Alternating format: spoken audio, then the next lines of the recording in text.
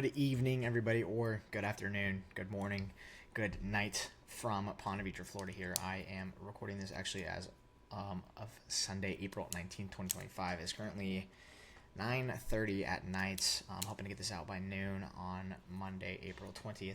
But it is great to be joining you guys again. Trust me, I have been yearning to talk about sports again for quite some time. I know it's been months, been really busy, crazy busy, but I don't want that to be an excuse to get away from this, but I hope everyone is having a great day. Hope everyone has had a fantastic weekend, because these last couple of weekends have been fantastic for sports, fantastic for the sports world, and we just have a lot more stuff, a lot more exciting stuff ahead of us within the coming week. Obviously, as you know, the draft's coming around, so that's exactly where we're going to go straight into, obviously.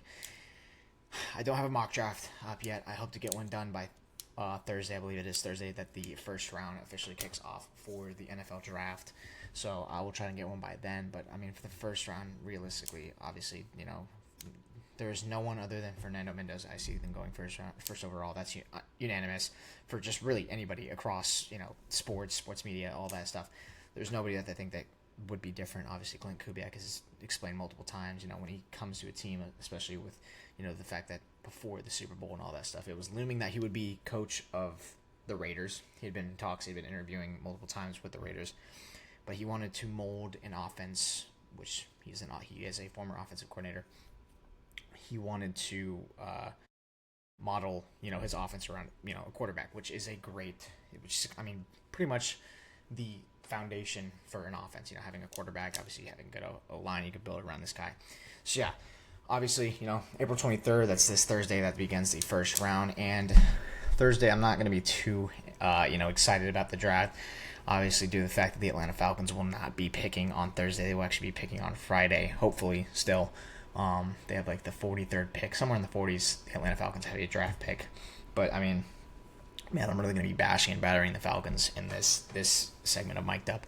But, I mean, we have still a lot of great narratives that can come out of, you know, Thursday, Friday, Saturday, Sunday, you know, into the later rounds still. A lot of great guys can come up. A lot of great guys can fall through the draft. You know, very interesting to see a bunch of guys, or a bunch of, you know, undrafted free agents that we see get picked up after the draft. But we are going to take a pause for a second. I do want to first talk about, I think, the only thing that, you know, the NFL has really been bringing to attention, which is new uniforms. There's been a lot of new uniforms going on. And first off, I want to talk about, I'm going to save probably the worst ones for last, obviously, because I don't want to go too much into detail now. I want to talk about, you know, uniforms that actually do look good. And I think that, honestly, throughout this postseason, I think, obviously, the Titans have probably had the best uniforms. I'm not going to talk too much about them. You can go look for them yourself. You've probably already seen them. They came out like a couple months back, but they look stunning. Obviously beautiful. They're obviously paying homage to the Oilers. Beautiful colorway. Beautiful. Simple, but, I mean, just sleek and beautiful. Great uniforms. But what I do want to talk about is, you know, some uniforms that I think can rival those, which is the Baltimore Ravens via X or Twitter. And these uniforms, really clean, really good looking. And a detail that, honestly, I didn't notice at first was these black kind of feathers on the sides of the uniforms, or like around the collar, which I thought was a really good touch. I don't think they really look as good on the white uniforms, but I can't really tell if that's purple or black. It's kind of zoomed out. But I think the thing about them is that they're not too bold. They don't stick out too well, so they kind of look weird at times. But I think, obviously, on the black uniforms, they look perfect. They look beautiful. Another thing I will say is these black, or like matte dark gray helmets. It's like almost like a purple. Like with the black, I don't really know if that really fits. I mean, like, if they could have brought in, like, you know, obviously you can't kind of get this matte, glossy look out of, you know, fabric that they use for the uniforms. But, I mean, I feel like they still could have gotten, like, a better hue. I mean, you can't really, like, shy away from the all blacks. But I feel like, honestly, if you wanted to go with this whole black fit, you could have done, you know, all black helmet. It just doesn't look dark enough, in my opinion. You can get, like, a matte black, like what the Falcons have. But despite that, these look fantastic. I'm loving the gold face mask and just the purple and gold. It's beautiful. I don't. I believe that the Ravens this helmet isn't new. I believe they used it last year. I think they unveiled it last year. It just, but yeah, no. Despite that, I mean, even if they did have it before, it's great. Another last thing before I stop talking about these is the Ravens logo on the the All Blacks on the roll. Yeah, I don't really. I mean, as a logo, I just don't really like it. Obviously, there's a lot of detail to the logo. It's a pretty solid logo, but it's just like it doesn't fit on a helmet. It's like the same as people wanting to put Georgia's just kind of symmetrical bulldog on like a helmet. It doesn't look good at all. I think it's more of like a side, like a shoulder patch on a uniform, like on the top of a uniform. I think it's better for like a shoulder patch. Not too much about I mean, like maybe like a one-sided helmet, kind of like what the Steelers have, with maybe the stickers on one side, and then for the logo, and then you got like a number or something on the other side, or just don't have anything on the other side at all. But I just don't like it. I think it's just it looks it's too symmetrical. I think obviously you can you look at this primaries, and you kind of look at how the logo is there. It's gonna be kind of facing in one direction, kind of like how the Eagles and Falcons have it. Like a lot of teams, like pretty much most teams around the NFL. So that's kind of all my my opinion on these. These are great, but I mean, there isn't too much to say about them. I mean, there clearly was. I mean, I said a lot about them. But on to the second and third uniforms we were going to talk about is the Washington Commanders. This is the New York Times, well, technically the Athletic, then the New York Times, but I wanted to talk about the Washington Commanders, and I'm really going to use these in comparison to the Atlanta Falcons ones, which, hint, hint, will be the last ones that I'm talking about. But these look really clean. I really like their idea of paying homage to the Redskins without actually bringing back the Redskins. But these look great. Obviously, the colorway, you don't change anything about it. All blacks look beautiful. Love the all black logo with the spearhead going through, the arrowhead going through, the W for Washington. But these are great. Beautiful. Loving like the collar on the aways. Kind of having that different one. If they would have done it for the home ones, it would have been pretty cool. But I mean, at the end of the day, it's not bad. Loving the shoulder stripes. Stripes down the middle in the helmet. But these are, I mean, pretty simple. Not too much detail to put in. Obviously loving the black and yellow and maroon on the all blacks. It's just a great touch. Great touch. Yeah, so not too much I want to say about these. They're not bad at all. But this is easily the one that I want to talk the most about, just because I think that they are so horrible. And that's the Atlanta Falcons. Whew, man. Do I have a mouthful to give you about the Atlanta Falcons uniforms? I think it's a really good indication of what the Atlanta Falcons have been for the past 3-4 years. Basically ever since, Matt Ryan, that era has kind of ended. Long story short, these uniforms are dog shit. They are really bad. I mean, there is nothing in these uniforms. A lot of people say that they are good.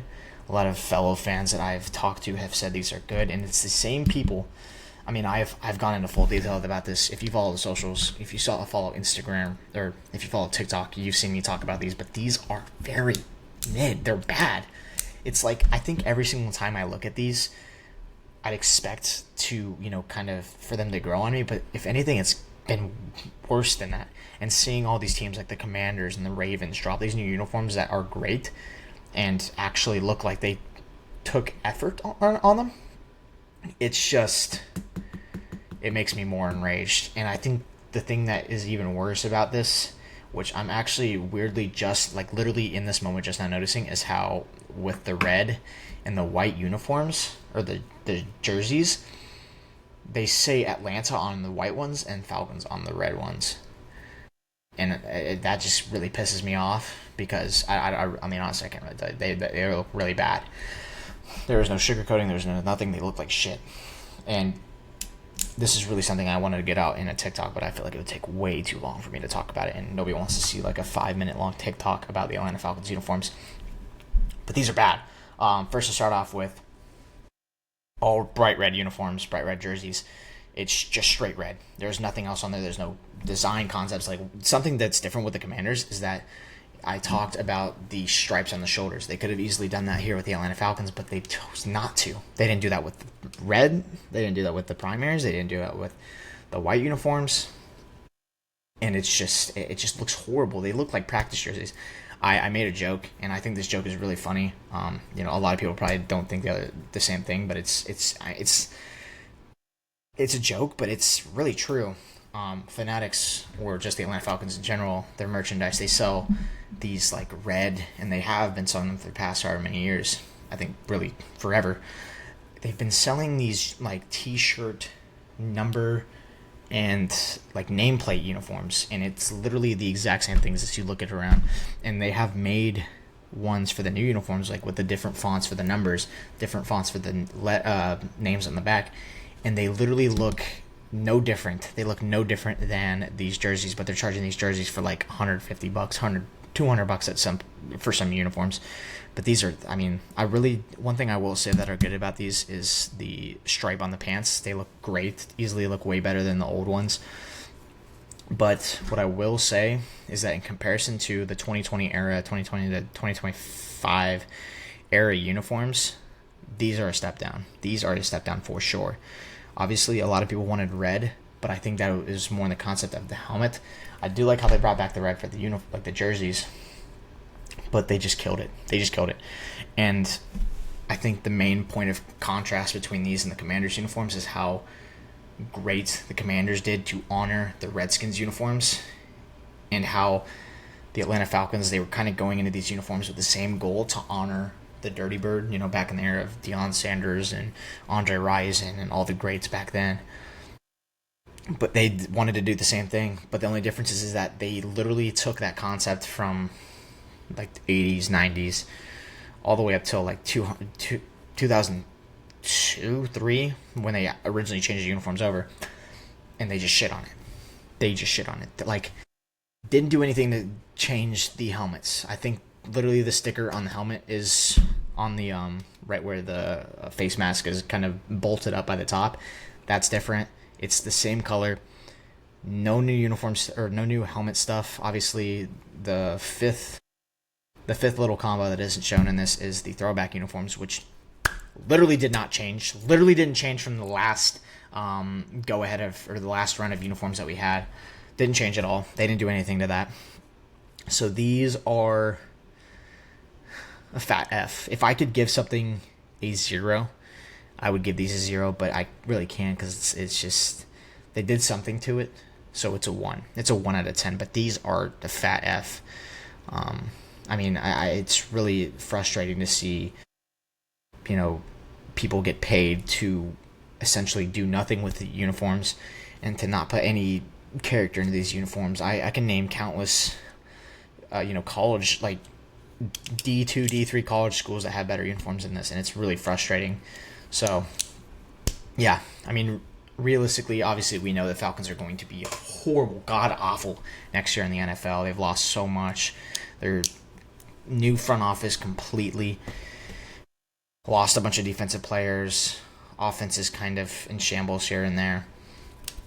So now, instead of having to worry about playing bad but maybe looking good, we now have to worry about playing bad and looking horrible, looking even worse than good. So yeah, that's kind of like my piece on the Atlanta Falcons uniforms. Just a complete lack of effort, complete lack of, honoring the old uniforms.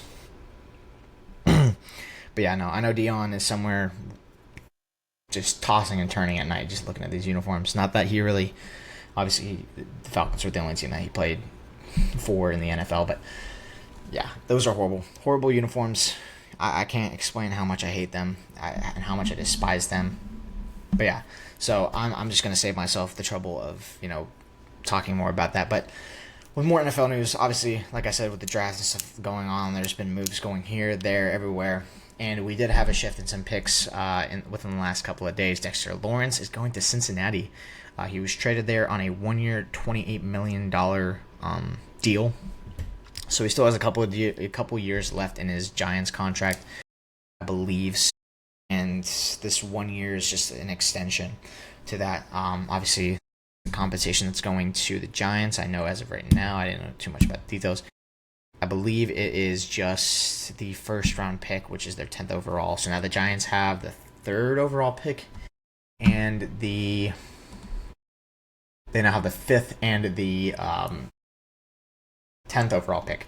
So, I mean, they really are in prime position to take complete control of the first half of this draft, or the first half of this first round, and just the rest of the draft in general, obviously with what they got in the later rounds.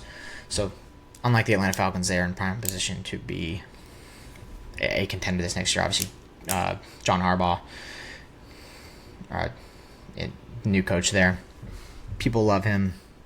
He means business, and he's shown that time and time again. So he will definitely prove that for the Giants this year.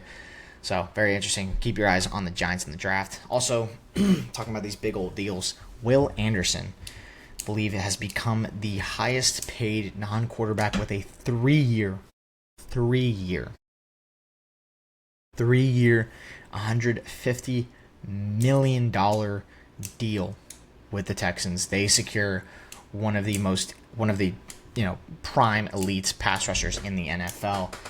Texans defense stays strong. Obviously, there's been a ton of defensive guys moving around this season. Obviously, we had Dexter Lawrence leaving Giants that we just talked about. So huge break for Texans fans, huge break for them. I think now you just got to focus on offensive stuff. Defense, not worried about them at all. I know they lost a couple of guys to Falcons, got like a second, third stringer, like a linebacker. I think they lost a couple of, pretty deep pieces in their defensive puzzle. But despite that, they'll be fine. They will be fine. D'Amico Ryans and Houston will be all right. So last thing we got in the NFL, obviously I wanted to talk about this. I didn't really know whether to talk about this with college football or NFL, but top 100 by Pro Football Focus, top 100 player Zachariah Branch was announced earlier today that he was arrested for charges. Gosh, I can't remember the charges, but he was arrested basically for the reason of blocking a sidewalk.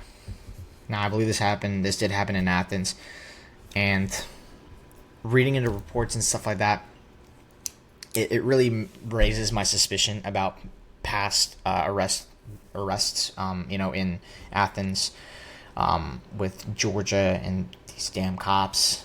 But I think it's really something deeper than like what is actually going on. Obviously, the whole Jalen Carter situation is completely different. Obviously, that's like literal like loss of life.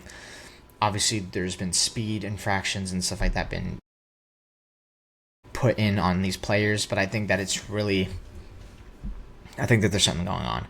I'm not going to say it's something racial, but I think that this really should put a magnifying glass on this issue of Georgia players getting arrested. Basically, in reports, what I'm hearing is that he ignored multiple verbal suggestions, or many verbal demands from police to stop blocking a sidewalk. And first off, what I want to say is, what sidewalk is that shallow or that small that Zachariah Branch, 5'10", is he even like 200 pounds? I don't even know, dude. He's a really tiny guy. Like, he's 5'10", barely taller than me. I'm short as hell. In what world is Zachariah Branch, of all people, blocking a sidewalk? If you would have told me, oh, Eddie Lacy's blocking a sidewalk, oh no, you got Myles Garrett over here, Aaron Donald blocking a sidewalk, oh yeah, that kind of makes sense. I don't get this. I don't get how this is serving and protecting. But I mean, clearly there's something going on in Athens with these damn cops. It's just like, what? I think we got bigger things to worry about. But obviously, speaking of these arrests and speaking of these court cases and cops and all this stuff, obviously we had the whole Ruben Bain thing. It was brought to light a couple weeks back, and then everybody completely forgot about it. Obviously, I think it was 2024. He got into an accident that killed someone. He's an athlete, so obviously he clearly got out of that one pretty much unscathed. had a career year at Miami, now projected to be top 5, top 3 pick in the draft. And a lot of people are, I wouldn't say comparing this to, well, I'm going to be comparing it. They weren't comparing it to Jalen Carter. A few people were, but a lot of people are more susceptible to forgive and forget about Ruben Bain than they were Jalen Carter. And I think it's really just due to the fact that, this narrative of Georgia players getting arrested is funny for murdering people. I wouldn't say murdering. It's not, I wouldn't say it's manslaughter. But for getting into these fatal incidents. So obviously the same thing happened with Ruben Bain. He got into a car accident, fatally killed someone. Or I want to say it was one person. I can't remember if it was one or two or a few. But yeah, everybody was so quick to forgive and forget about this with Ruben Bain. So very disappointing. I mean, draft stock, I doubt took it even a dent. He's still projected to be top 3. So yeah. But other than that, that's what we got for NFL. Not too much stuff going on that I will release until then, other than my mock draft, which I really want to get done tomorrow. Probably gonna start looking into it tonight. I'll definitely get it done by maybe Tuesday. I'll have it out. Probably post it on social media, so keep posted on Instagram, TikTok. Keep up to date with that. X too. Probably put it on X. But so that's what we got in the NFL. Obviously, I haven't talked since I think before March Madness, so that was maybe late February, mid-February. Obviously, March Madness happened. Whole thing, Michigan, dominant throughout the whole thing. They ended up winning the entire March Madness. They are national champions, and realistically, when we talk about these multiple athletic schools, let's talk about Michigan now. Michigan, they won obviously the national championship 2 years ago. It's a cupcake. It was a cupcake run for the national championship. I'm not going to, obviously, congrats to them either way, but that's what I'm going to say. A lot of people agree with me. Not a lot of people argue. Personally, Georgia made that playoff in 2023, 2024. They would have won the whole thing. But, Nick Saban happened. So that's what we got going on. Transfer portal has been absolutely popping. There's been guys going left and right. I know Colin Chandler from Kentucky is one of the names. I think he's a Mormon now. Going to BYU. Very interesting. Obviously, Colin Chandler, with the Wildcats, clearly got his spotlight taken from Otega Owe. Being the clutch guy that he was in March Madness. Very disappointing that they fell short, but Iowa State pummeled them. I mean, it was inevitable to happen. It was a miracle that they made it that far, sort of. But Otega Owe was just playing on a different frequency than everybody else. So yeah, obviously with this whole surge of kind of Group 5 teams in multiple sports, USF got hit with another missile. They got hit with another torpedo. The ship, I would say, is sinking, but we're gonna be fine. Brian Hogsden, he goes to Providence not too far after they get eliminated from the March Madness from Louisville. Whole team folds. We got guys going to the draft. I know Isaiah Nelson's going to the draft. But yeah, USF, a lot of guys transferred out. I think there was a couple guys that went to Providence, but a lot of guys just went elsewhere. So yeah, basically same story with football, with college football. With the whole Alex Golish and Byron Brown thing. So that's what we got going on. Basketball, not too much to talk about. A lot more stuff to talk about in the NBA. But yeah, that's what we got going on in college basketball. So now college football is coming back into the mix. We had a myriad, we had a great surplus of spring games going on yesterday. A few narratives, obviously, to talk about was Ohio State's Chris Henry. He had 2 stellar receptions. It was a left side corner, or a corner to the left side of the field, a deep, maybe 20, 30, like a 20-yard corner, something like that, somewhere around there. And then obviously he had a pylon touchdown grab, or a 5-yard. Basically, he was within the 10-yard line, pretty much. He was within the red zone. Great touchdown grab.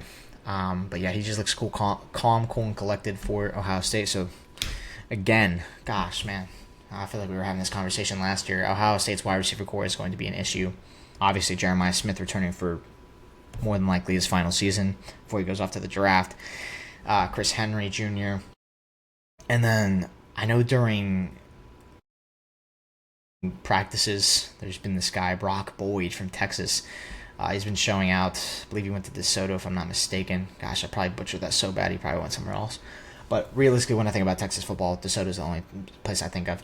But yeah, Brock Boyd, otherwise known as White Lightning. I don't know, another racial nickname.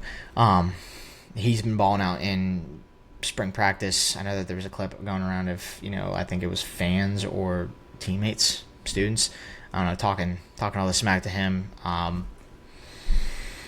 Obviously, he's been balling out. Got his black stripe removed. But yeah, no, White Lightning. Keep an eye out for those guys, that receiver core in Ohio State. I believe there's another guy that's that's kind of the definite wide receiver too. Probably blanking so hard right now, but realistically, Carnell Tate, Jeremiah Smith, obviously were the highlight last year. Carnell Tate obviously going to the draft. Probably gonna be a high round pick. Maybe New York. I believe New York was what some people were saying, but New York just doesn't seem plausible. I mean, they obviously have Garrett Wilson, so Arizona probably makes a little more sense. Tennessee would probably be a better spot for him.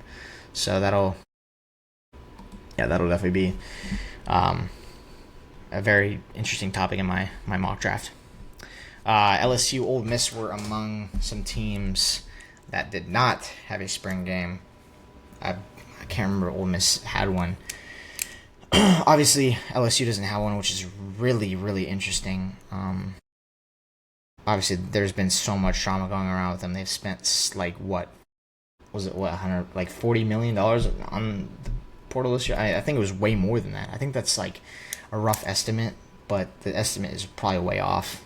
The number is probably times that, like by multiple. But yeah, very interesting to not see them be able to showcase their new guys. And obviously Sam Levitt, which a lot of people are hyping up to be, a Heisman contender. Again, I'll say it like I've said it over and over again. I don't know. I really don't. Georgia, they also had their spring game yesterday, or on Saturday, April 18th. Dante Dowdle, I think one of the guys that I kind of was looking at mostly because I was very intrigued by his game in Lexington. Obviously transferred from Kentucky. I think that Saturday because there was a lot of stuff going on. I was trying to watch the spring game and I was really taking a look at Dante Dowdle out of most people because he kind of popped up in one play. A really good rush. It was like a 10-15 yard rush or something around there.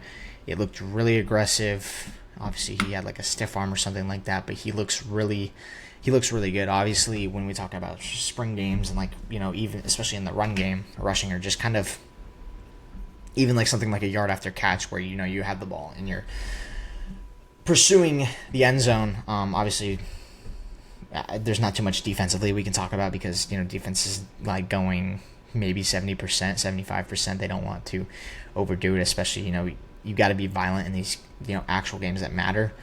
So you can't be doing this in spring training or in spring games. Injuries could really kill a team. I know Georgia's already had Ellis Robinson. He's had an ankle sprain. He was out playing. He wasn't playing in the spring game. Nate Frazier, I believe, first drive literally of the game, he got banged up a little bit, but he's obviously going to be fine. That was alarming at first to see that. I had another really monumental defensive player go down with an ACL injury a couple weeks prior. So it's just, you just see how magnified they have to be to preserve these players. But I think the thing that I really did see was obviously compared to Ohio State's spring game was that Georgia really wasn't wearing any guardian caps at all. But then again, you don't really have to worry about that stuff because there's not really any like tackles going on. So yeah, that's what we got going on. But basically that's what we got in college football. So basically main takeaways is watch out for Ohio State's receiving core. They still look like, Ohio State. They look like OSU. They look like the Buckeyes. Just keep an eye out for them. We're bouncing back to the professional world after college football. We're going to talk about the NBA. I mean, wow, we had quite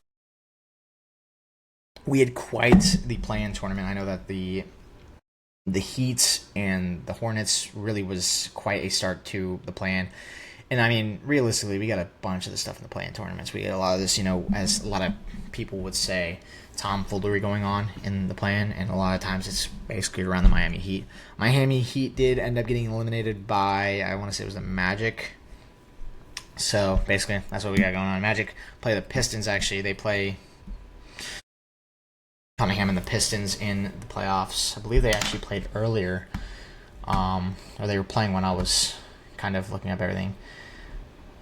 Yeah, the Magic actually, they beat the Pistons in game 1. Wow, what a game we got going on. I know we have Trailblazers and Spurs right now, so I'm probably going to watch that when I get off here, stop talking. But yeah, that's basically what we got going on. Obviously, first round concluded yesterday for, half the teams. We had the Hawks lose to the Knicks, 11-point difference. They play again tomorrow in New York, I believe, again. Then they shift the series to Atlanta. And then, if necessary, they will go back to New York in Game 5. Then Atlanta, Game 6. New York, Game 7. Lakers beat the Rockets in Game 1, 107-98. Great for Los Angeles. I think, obviously, there's been speculation that LeBron will be retiring after this year, so great for them. Celtics beat the piss out of the Sixers. Nothing really crazy going on here. Grass is green, the sky is blue. Thunder beat the Suns. Again, grass is green, sky is blue. Yeah, like I said, Magic beat Pistons, which is really shocking to me because Pistons have been locked in all year. I know that they've been paying a lot more attention closer to playoffs because for the NBA, obviously, I know the Hawks have been really up and at 'em. They've been up and about. But coming into the playoffs, I'm really worried that they won't be able to compete. Obviously, at the beginning of the Knicks game, they were competing pretty well with the Knicks. Obviously, the game kind of got out of hand after the second half. It just kind of stayed Knicks the entire time. So we got Trailblazers and Spurs right now. That's the final game of this quad header that we got going on today. It was a triple header yesterday, if I'm not mistaken. It was a quad header that we had yesterday. Obviously, Hawks, Knicks, Rockets, Lakers. Timberwolves lost to the Nuggets. Cavs beat the Raptors. So basically, that's kind of what we got going on for the schedule for the rest of the week. Obviously, tomorrow is going to be Raptors, Cavs, Wolves, Nuggets, Hawks, Knicks. And then we got a day off. We got Tuesday. Tuesday we have the Sixers, Celtics, Suns, Thunder, Magic, Pistons, Blazers, Spurs. Same schedule, I believe. Wednesday will kind of be our break period because that's when all the series, they flip to the opposing side, or the side that's playing away now. So that's what we got going on. First round throughout this week, and then it'll probably carry into a little bit of next week, and then we got second round after that. Very exciting, very exciting. Love the playoffs, especially in the NBA. Very exciting to watch. Lots of great narratives. I actually do think that they released the award finalists for everything. Luka Doncic is not in the MVP. A lot of people saying he got snubbed. I know he got injured earlier in the season, but still putting up monumental numbers. Obviously, it's Victor Wembanyama, SGA, and Nikola Jokic. God, butchered that name. So that's what we got going on in the NBA. MLB, we're going to transfer over to baseball.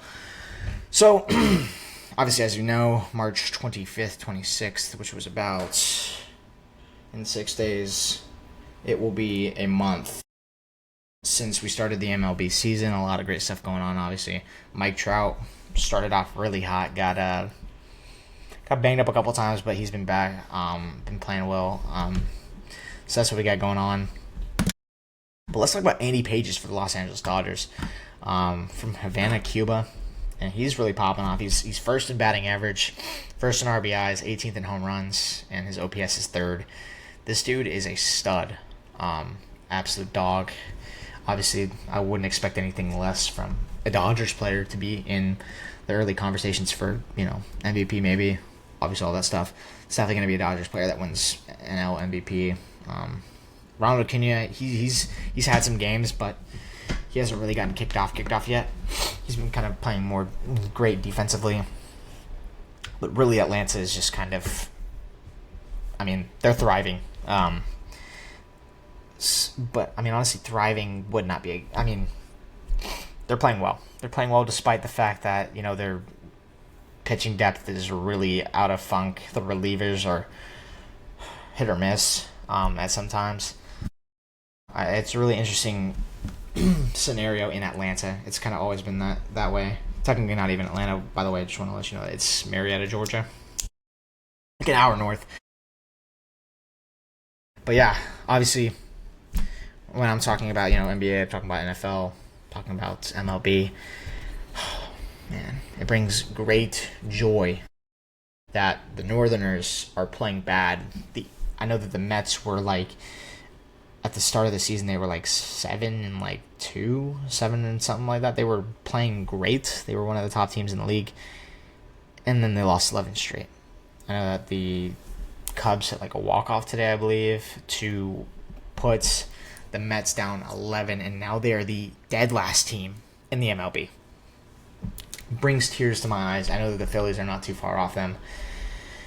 Oh man, it's a great day. It's a great day to be a Braves fan. The Phillies are cooked. Mets are cooked. Braves are thriving, playing well, despite the fact that Michael Harris was just on paternity leave, or I think he still will be for a while, having a kid. Obviously, congrats to him, but he's a stellar center baseman, or just an outfielder. Or a center fielder. Said center baseman. That was stupid. But yeah, it's kind of what we got going on. Depth issues. Guys just kind of leaving. But congrats to him. Love Michael Harris. Favorite Braves player, honestly. I know that might be crazy to say because Ronald Acuna's on the team, but I love Michael Harris. A great guy. Gotta get his jersey. So that's what we got going on. Yeah. So they're cruising. They're thriving.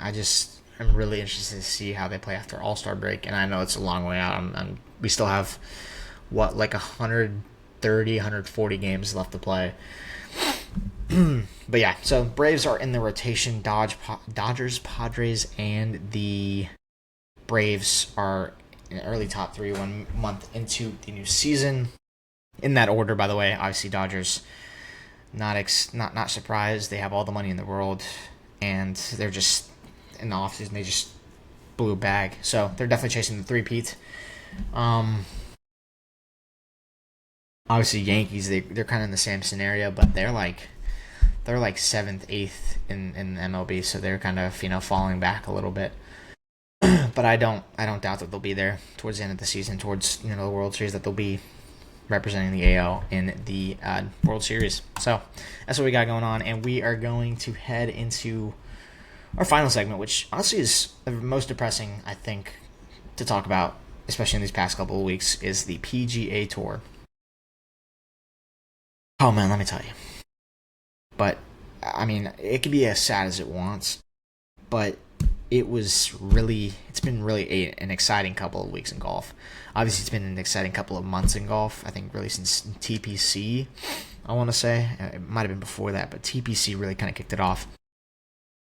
But, man, the Masters obviously was a master class. Yeah.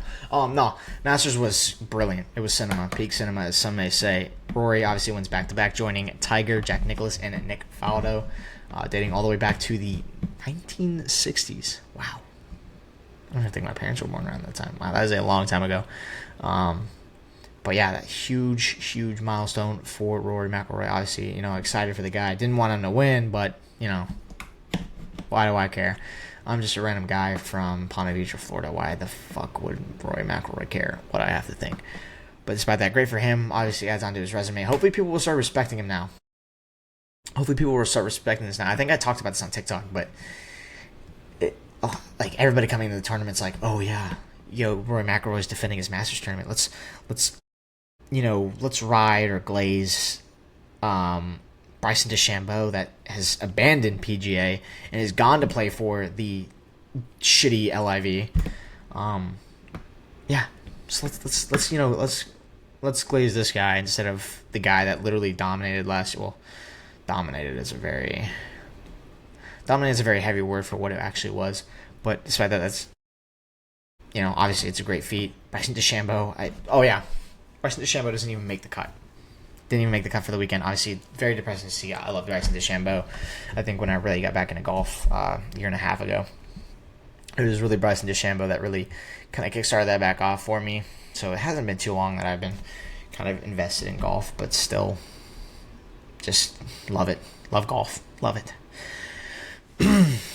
But yeah, so when we talk about Rory McIlroy obviously having his great lead, kind of choked it a little bit towards the end, and hole 18 was like a roller coaster of emotions. I think it really just came down to Hao Tong Lee. I made a TikTok about this as well. Just want to let you know. I made a TikTok about so many things that I talked about on the podcast today. But Hao Tong Lee, wow.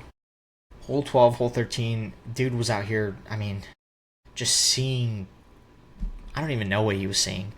He was seeing the green into the trees. He was seeing the green into the water, into the little, river bend on, what was it, 13, 12? I don't know. But, dude, wow. I think he shot a 6 on hole 12. It's a par 3. Hole 13, it was a par 5. He shot 10. Gosh. Scottie Scheffler's got to be pissed. Realistically, I think he won't say it, but in the back of his mind, he really hates Hao Tong Lee. This dude was sitting here waiting oh, dude, let me hit my shot. Let me get down, let me shoot under, 1 or 2. Let me get a birdie. Let me get an eagle, something like that. But he's over here sitting, basically a guy could have set up a lawn chair on the fairway for 30 minutes, had a couple beers before they found Hao Tong Lee's ball. That's basically what I'm talking about. Hao Tong Lee's ball was, at that point, dude, just take a drop, dude. They spent so long. I remember watching the Masters, and I was like, yo, where in the hell is Scottie Scheffler at? And they panned to Hao Tong Lee literally camping in the trees. He's in the bushes looking for his ball. That's how bad it was.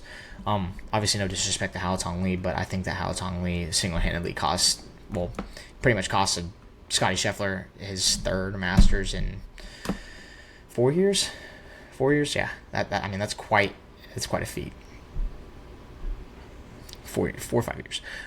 So yeah, whew, man. Obviously, another heartbreak we got to talk about. Not only Scottie's, is Justin Rose. Hopefully you're watching this on YouTube. If you are, Justin Rose signed ball, by the way. Calm little flex to those who know. So Justin Rose, horrible collapse. I haven't seen the dude playing. I don't think he was playing an RBC at Heritage today. But oh man, dude had the lead. He was up what? 14, 15, somewhere around there, and then he just kind of got shot down.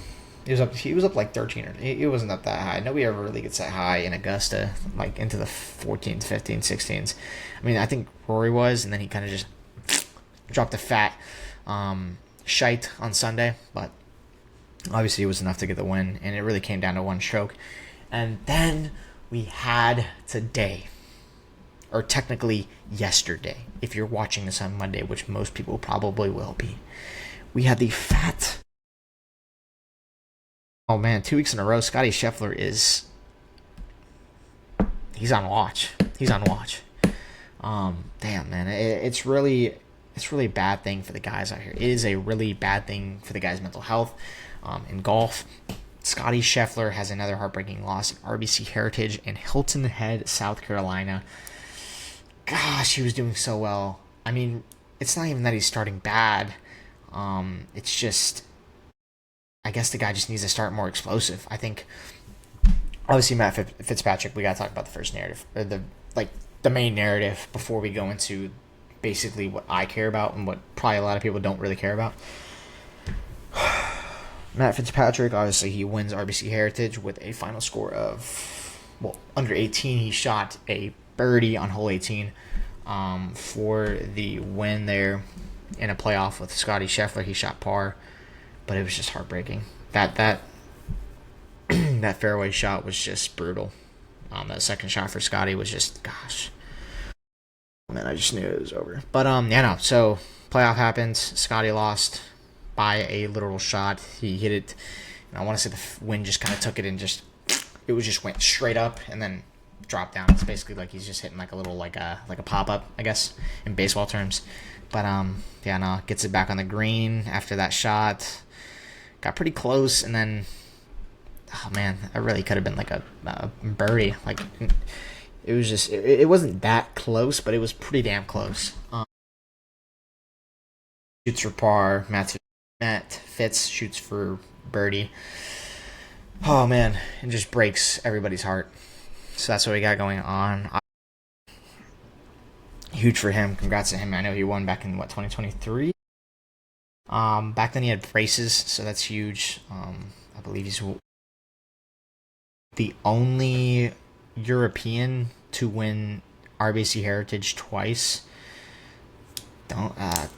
Man, that's not I believe that's a stat. Yeah, I believe he is the only European to win it twice. So that's huge for him.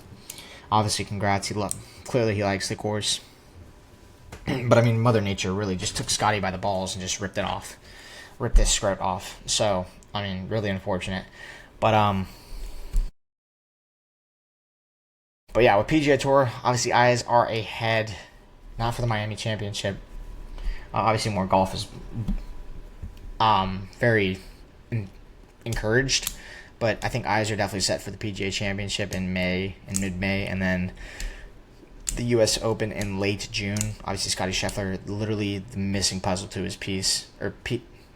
to his puzzle is the U.S. Open. That one's taking place somewhere up north, and in New York. I think last time it wasn't South Carolina last time. I remember JJ Spawn is actually the defending champion for the U.S. Open. I can't remember. Don't they change the for the U.S. Open? I can't remember, but yeah, JJ Spawn is the champion, or the defending champion of the U.S. Open. Obviously, Scottie Scheffler has everything else, Masters ×2. So that will be what our eyes are set upon for the next few months. I think probably for the PGA Championship and U.S. Open, a lot of the LIV guys will return. Speaking of, even in the Masters, John Rahm was another LIV guy that was is like one of the best in LIV. He made the cut, unlike Bryson. But I think that it was just the fact that he didn't have to land on the bunker on hole 11 and take 15 shots in the bunker. So LIV, safe to say you guys are washed, and you guys should stay with your crappy leagues. I know John Rahm, speaking of, actually won LIV Mexico today on Sunday, April 19th. So, congrats, I guess. I don't know. But yeah. But other than that, that's kind of what we got going on. Obviously, this week we got the NFL Draft on Thursday. We have the first round of the NBA playoffs. And then we have the Miami Championship next week in Blue Monster. Blue Monster in Miami. I think it's Donald Trump's like private golf course or something like that. I don't know. Or Jesus, I should say. Oh, God. Man, I made a political reference on the podcast. That's brutal. That's brutal. That'll be the first time that ever happens. Just want to let you guys know that. I'm sorry. Yeah, that's basically what we got going on for this week. Spring games next weekend. I believe we do have spring games next weekend. Obviously USF's lone spring game today was very weird. I still got to look at highlights from that. I don't think anybody recorded it whatsoever. I'm gonna have to ask some guys I know that work for team equipment to give me a spiel. I'll probably see clips on TikTok and stuff like that from, Michael Van Buren and the guys. But yeah, basically. Oh, also, speaking of USF's football, Byron Brown. Oh man, I saw an Instagram reel of Byron Brown throwing an interception in the spring game that just brought a tear to my eye. The world is still in harmony. Okay. But yeah, basically this is what we got going on for this week. A lot of exciting stuff. Hopefully get that mock draft in by Wednesday before the NFL draft. But great to be back with you guys after so long. Hopefully planning to keep this consistent. Sorry I didn't get this in on Sunday. Really busy day. But if all goes according to plan, which it should, nothing like this should happen again, I will be back next Sunday, April 26th, 2026.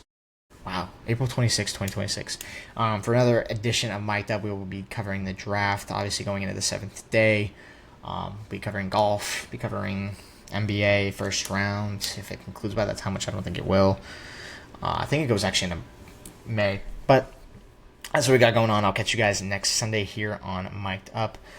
Listen, chase your dreams. Do not let anybody tell you what to do because they don't know you. It's been real. It's been Mic'd Up. It's been Michael Schneider with you.